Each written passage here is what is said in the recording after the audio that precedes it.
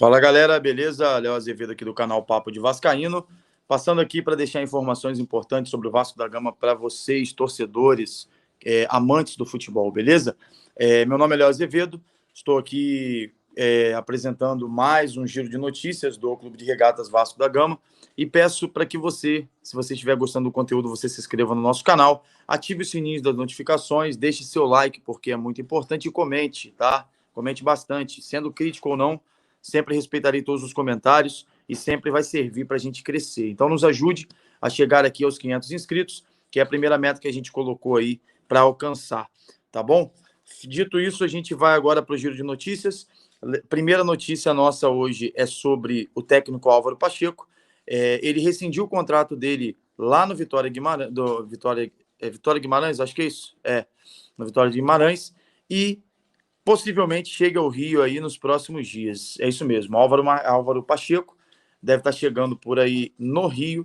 Até o final de semana nós acreditamos assim que possa isso acontecer.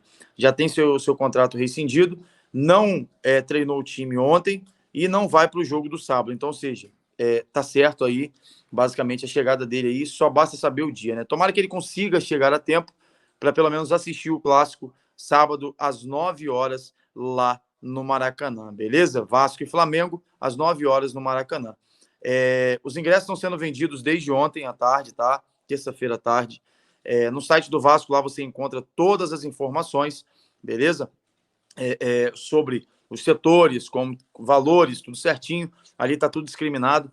Então, é só você acessar o site do Vasco, o oficial, e aí você lá vai encontrar a venda de ingressos, você que deseja ir no Clássico no sábado, às 9 horas da noite, no Maracanã. Agora vamos para o assunto principal. A gente queria dar uma pincelada só nesses assuntos aí, para que ninguém viesse a fazer. Não, mas antes do assunto principal que a gente queria trazer aqui, que começa a ser preocupante para a gente, eu queria trazer que hoje teve a primeira audiência de um total aí, eu acho, de algumas audiências que terão até o final do ano, até outubro, tá? Na Câmara de Vereadores do Rio de Janeiro, onde o Pedrinho apresentou mais uma vez os argumentos e o potencial construtivo feito pela W Torre, aonde aumentará a capacidade de São Januário para 47 mil pessoas. Para quem não sabe, o potencial construtivo que avalia, né, os locais da cidade do Rio de Janeiro, e assim de outras localidades também, mas em específico do Rio, porque a gente está se tratando de Vasco, aonde você pode crescer e o quanto você pode construir. É basicamente isso. Não são usados em todos os terrenos a quantidade que eles podem utilizar. Então, a ideia do Vasco é essa, utilizar o máximo possível nesse potencial construtivo para aumentar a capacidade para 47 mil pessoas, aproximadamente. 47 e alguns quebrados ali, né? Quase 48 mil. E aí apresenta esse projeto. Então, a gente sabe que tem assinaturas porque não é uma obra pequena. A obra deve ficar em cerca de 500 milhões aí de reais nessa base, e é uma obra grande. Então, o Vasco esperava, né, o Pedrinho esperava que pudesse ser, a diretoria do Vasco, liberado isso no primeiro semestre. Mas, ao que parece, essa liberação só vai acontecer no final de outubro ali, ou com essa resposta. Porém, é ano eleitoral, então a gente sabe como é que funcionam as coisas. Quando chega em outubro ali, já chega em agosto, você não consegue fazer mais nada. Pode ser que isso não se resolva e fique em banho-maria ali. A intenção é adiantar isso. Tem mais 2 audiências, pelo que eu li lá, para poder decidir isso e os vereadores assinarem ali na comissão para poder aprovar a obra do estádio São Januário, né? Porque precisa de uma série de certidões e essas certidões só acontecem com o aval da prefeitura, né? E isso a gente precisa adiantar isso para ver se a gente consegue começar a construir no início do ano que vem. Porque se a gente levar a eleição e protelar isso, talvez não fique para o início do ano que vem, mas sim posteriormente no meio do ano, porque é uma série de fatores que agregam isso. Mas, principalmente, a questão das eleições nesse ano, beleza? E aí o Pedrinho teve lá, se emocionou, apresentando o potencial construtivo, como ele já disse várias vezes, cansou de dormir embaixo de arquibancada. Acredito que seja uma emoção grande para ele mesmo ver e poder estar ajudando aí a encaminhar esse projeto para reconstrução de São Januário, onde ele foi criado ali, basicamente, nasceu e foi criado praticamente no Clube de Regatas Vasco da Gama, ali em São Januário, beleza? Agora vamos para o assunto principal, que se chama Léo Jardim.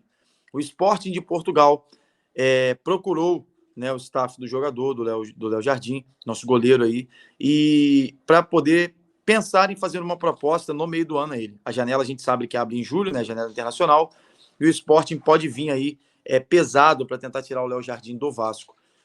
O goleiro deles já está se aposentando, então eles precisam de alguém que seja no mesmo nível lá, né, de habilidades e tudo, e eles veem no Léo Jardim essa comparação, e um goleiro que eles querem muito para o Sporting de Portugal. É um time grande, então a gente precisa ficar de olho aí para que o Léo Jardim não saia.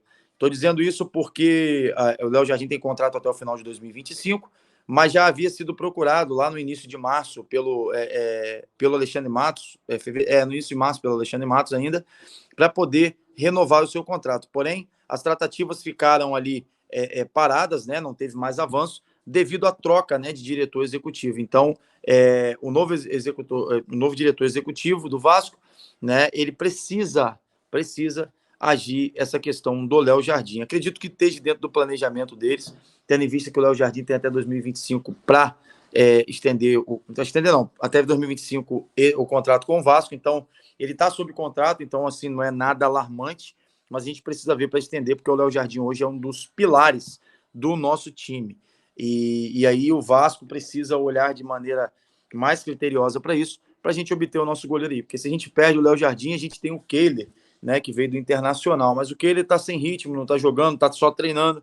Isso tudo pode complicar. Ou o Vasco querer correr atrás de um goleiro titular no meio do ano, que também é bem complicado achar assim, essa posição, goleiros bons igual o Léo Jardim. Então, o Vasco já tem que procurar para ficar ligado nessa renovação, e eu acredito que isso deva sair aí nos próximos meses, porque é muita coisa para ajustar dentro do clube. Eu acho que o principal assunto agora no Vasco é você trazer o técnico. Então, assim, o diretor de futebol deve estar conversando com o técnico para ele chegar ao clube e poder estar resolvendo algumas situações. Dentre elas, a situação do Medel, que a gente vai até fazer um vídeo aqui só exclusivo sobre o Medel na parte aí da noite para vocês. Medel não vem jogando, tem essas histórias aí que surgem na internet, se a gente não sabe se é verdade ou não, ele já desmentiu em relação a ele estar aí com o grupo rachado, né? Tendo discussões já com o João Vitor, com o Paixão, com outros meninos da base. Então, assim, se isso for verdade, né? O grupo realmente deu uma excluída nele. A gente acredita aí que se o Álvaro Pacheco não recuperar o Medel, na próxima janela, talvez o Vasco venda o Medel aí, ou empreste ele, ou até mesmo rescinda o seu contrato. Mas, sinceramente, eu não gostaria que o Medel saísse do Vasco. Ele, para mim, é uma grande liderança. Dentro de campo, ele consegue movimentar o eu dos jogadores, né? Colocando sempre aflorado, atenção o tempo inteiro. Quando o Medel está no jogo, parece que o time, a zaga, principalmente, que ele comanda ali, fica muito ativa, fica muito concentrada, mesmo tendo nos últimos jogos aí alguns lances aí que podem mostrar que a zaga ficou mais coesa com Léo e Michael, mas o Medel, sem dúvida nenhuma, é um líder, e esse líder experiente, líder com experiência de seleção, com experiência de clubes grandes europeus, e eu acho que ele pode agregar bastante, a gente não pode perder o Medel, né?